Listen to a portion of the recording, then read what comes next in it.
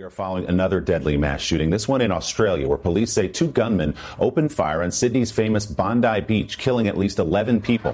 One of the suspects also is dead. Another is in custody. So over the weekend in the nation of Australia, we had yet another incident of radical Islamic terror. This one happened in Sydney at Bondi Beach on the first day of Hanukkah, and it appears, based on the reporting right now, that the targets and a disproportionate number of the victims happen to be Jews that were gathered there to celebrate that first day of Hanukkah. Now, of course, because the topic is in fact Islamic terror, both of the suspects in this mass shooting happen to be a father-son tandem with origins in Pakistan, again, Islamic origins in Pakistan. The topic has immediately shifted to Islamophobia and how Muslims are actually the real victims. I can't say my friend's name, but he said his biggest fear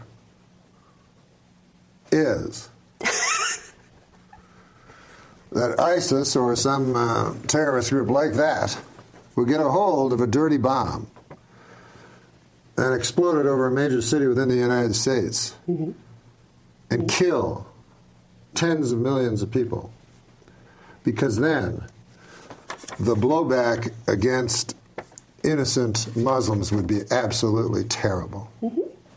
Yes, that's right. That's true. And in this particular case, it's gotten a bit crazier due to the fact that the victims were Jewish, because of course that means it must be a false flag done by the Israelis, and for whatever reason, the Israelis had these guys pledge allegiance to ISIS rather than to Hamas, even though, again, this is all about the war that's going on in Gaza right now at this very moment. Now, we're going to talk about this. We are going to break this down, but before we do, I want to thank everybody who supports this channel via actualjusticewarrior.com/join. Give me the money.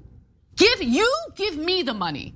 Okay? Well, Willie, Australian authorities are calling this a terrorist attack targeting the Jewish community as it was celebrating the first night of Hanukkah. Here's what we know. As you said, two gunmen opened fire with long guns.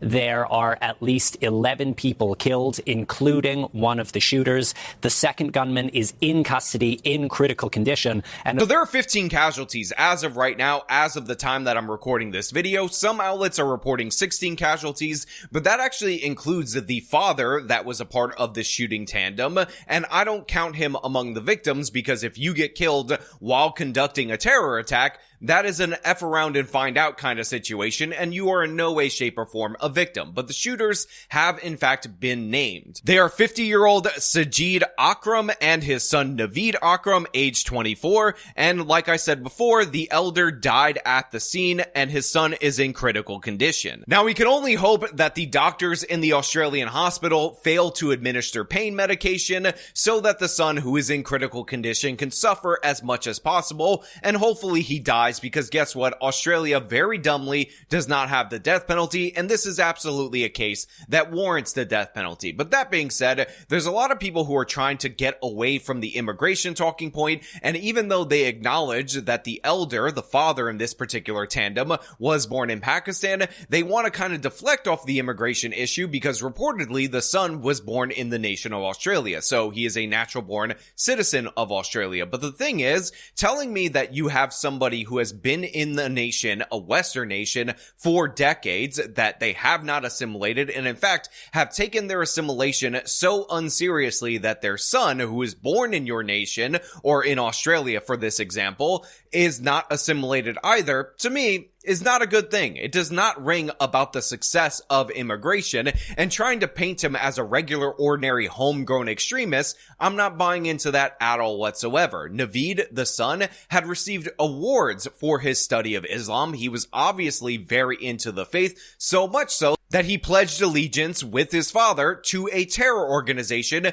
before conducting an Islamic terror attack. And any kind of deflecting, any kind of shifting to familiar talking points about Islamophobia and how Muslims are the real victim are absurd, asinine. They are meant to be distractions, because the real topic, again, time and time again in the Western world, is radical Islamic terrorism, our inability to assimilate Muslims into society that, again, represents itself in these these crazy attacks. And by the way, this particular incident happens to be just the largest one, the most notable one as of late, because there have been other issues at Christmas markets opening up across Europe. And again, it all seems to stem from one particular faith that seems to have a problem adjusting into the Western world. But in addition to that, I will also point out that a lot of people have been arguing back and forth about one of the heroes of this particular event, and that happens to be a man who's, I believe, age 43, who owns a fruit shop, who is actually seen on video tackling one of the shooters and disarming him. Now, this particular man is called Ahmed Al-Ahmed, and obviously with that name, you know he is of Middle Eastern origin,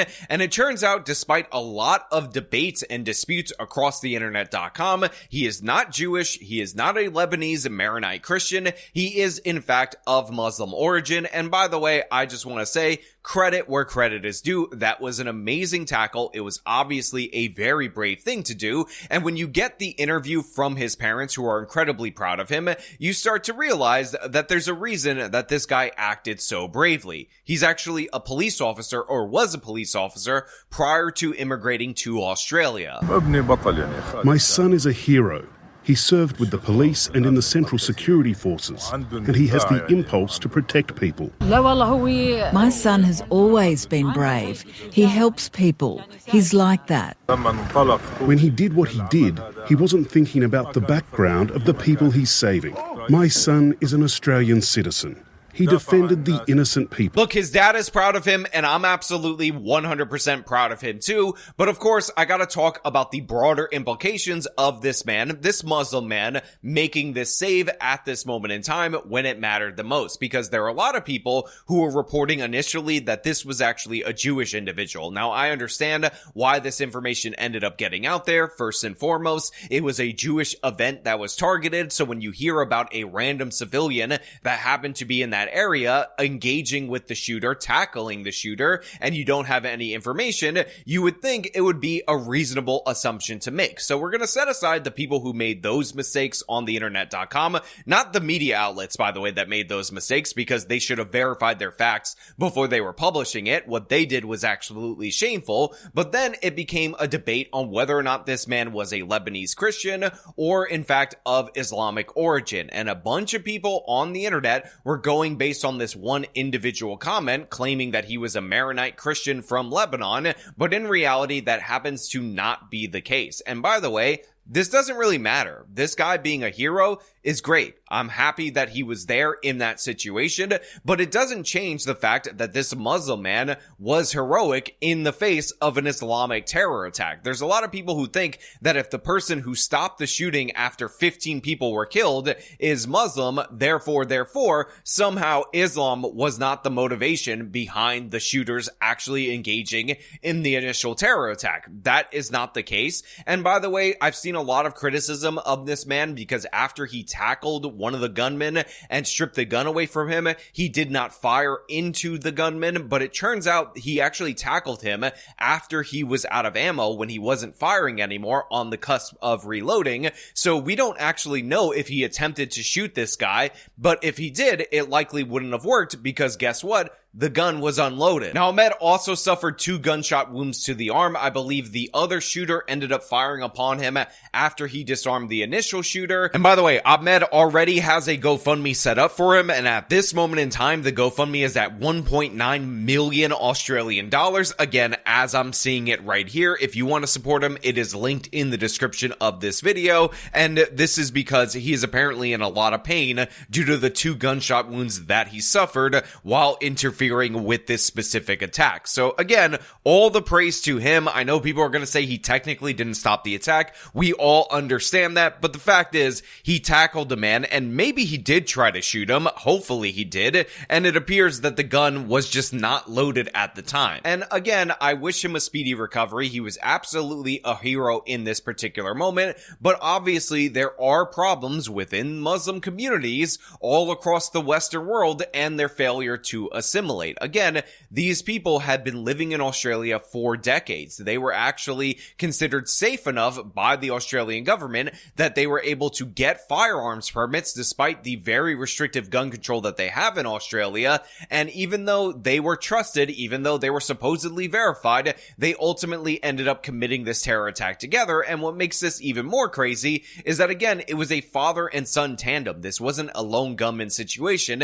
These were two radicals that were ginned up to such a point that they were willing to target Jewish people celebrating Hanukkah. But again, the victims could have been anybody. They could have targeted random civilians on the beach just for fun, because guess what? Why wouldn't they? Because again, they feel entitled because, oh my God, we gotta fight against the infidels, or whatever dumbass Islam motivated reasoning that these people operate with. But look, the denial goes deep on this particular issue. You are going to see a bunch of people in the media deflect to white mass shooters, specific incidents, and of course, there are the people that are pushing that this was somehow a false flag perpetuated by Israel, meant to gin up hatred against Muslims or something of the sort, or get support for the war, the Israeli-Gaza war that is currently going on right now at this moment. But the thing is, these people pledged allegiance to ISIS. They didn't pledge allegiance to Hamas. They didn't specifically say that their goal was to avenge the Palestinian cause, as we know right now. It could be later on in the future. So the idea that the Israelis have to stoke up Muslims to do terrorism is insane in every possible way.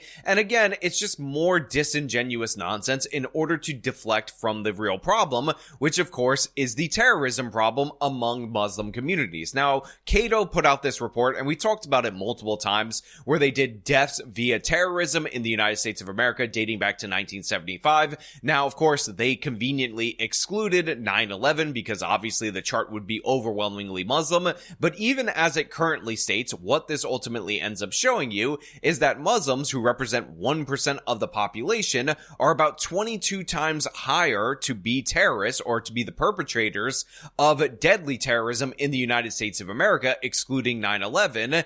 And yeah, that is a major problem. That is a major issue. This is what happens when you have a religion with a strict, rigid set of laws, and of course, it emboldens you to enforce those laws on the infidels, which are the non-Muslims. So everybody's saying oh, the IDF took an L when a Muslim made the save or made the stop. They're absolute idiots in every possible way. They're deflecting off of this. They don't want to talk about Islam because, again, we're basically back to the 2014-2015 era where we have to pretend away terrorism because it is inconvenient to other left-wing narratives. Now, look, Australia already doesn't have free speech, so if this leads to more censorship and more enforcement on people's mean words on the internet.com or in public, I would not be surprised. But obviously, it is illegitimate in order to do so. But again, that ship has long sailed in most of the Western world, except for the United States of America. So there's really no actual gain from this particular attack from an Israeli point of view. Again, people are worried about Islam. They should be, but Muslims do an excellent job on their own of making sure people in the Western world are worried about that. Again, prior to this very extreme attack, we had multiple different instances on Christmas celebrations, because Christmas markets open up in Europe at the start of December. And of course, we have France announcing that they will basically cancel their New Year's Eve thing because, oh my God, we can't secure it because, again, they've allowed their population to become too Islamic. And again, for everyone saying not all, but not all, Sean, it's not all Muslims. Are you saying it's all Muslims? Not all Muslims. Remember Ahmed? Ahmed ended up tackling the shooter. All I have to say in response to that is, yeah, I never made the case that it was all. I said based on the data that Cato put forward in order to amp up right-wing extremism and show that it was the biggest threat, we see that it's actually 22 times higher from the Islamic population per capita than other populations in the United States of America, and I would not be surprised if we saw similar results in Australia or the rest of the Western world. So yeah, it's not all, it's disproportionately higher. Ahmed, obviously a hero. No, you shouldn't just hate every Muslim. I think we all can understand that. We can hold two ideas in our head at the same time. Bigotry is never acceptable, blah, blah, blah. But anybody trying to deflect immediately to Islamophobia, those people are trying to cover for the terrorists because the conversation makes them uncomfortable. But But you know what? Those are just my thoughts. I want to know what you guys think down in the comments below. As per usual, if you like the video, show them by leaving a like, subscribe for more content, follow me on the social media, support me via the support links in the description of this video. This has been me talking about another incident of Islamic terror. Till next time.